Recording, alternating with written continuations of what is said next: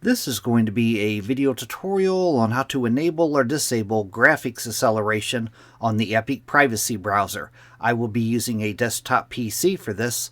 Let me jump over to my browser here. I have the Epic Privacy Browser opened up now. To enable or disable graphics acceleration, the first thing you want to do is open up Settings. I'm going to go off to the upper right hand corner, up to the three-dot menu. I'm going to click on that. Then I'm going to go down to where it says Settings, and I'm going to click on Settings. Now on the page that opens up, the pane off to the left hand side, you want to go down to where it says System and click on System. Then on the center pane, the second thing down here, use graphics acceleration when available. By default, that's probably toggled on. As you see, mine is toggled on. But to toggle it off, I would just click on the toggle. Then you would need to, if you change this at all, then you need to click on Relaunch.